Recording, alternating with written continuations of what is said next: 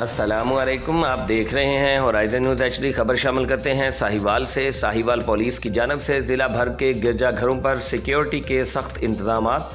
140 गिरजाघरों पर 335 से ज़ायद पुलिस अहलकार तैनात। DPO साहिवाल राणा ताहिर रहमान खान की हिदायत और IG पंजाब डॉक्टर उस्मान अनवर के अहकामात पर अमल दरामद करते हुए इतवार के रोज़ मसीही इबादत गाहों की सिक्योरिटी को फूल प्रूफ बनाया गया।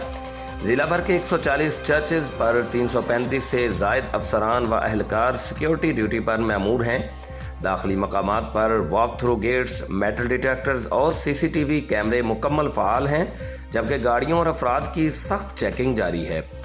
गिरजाघरों के अतराफ़ और पार्किंग के लिए अलहदा मकामात मुख्तस किए गए हैं और ख़वातीन की चेकिंग के लिए लेडीज़ पुलिस तैनात की गई हैं।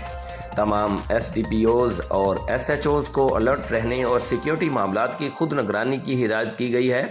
DPO राणा ताहिर रहमान खान ने कहा है कि अक़लियतों के तहफ़्फ़ुज़ को हर सूरत यकीनी बनाया जाएगा और सिक्योरिटी में किसी किस्म की कोताही बर्दाश्त नहीं की जाएगी। तर्जमान पुलिस ज़िला साहिवाल।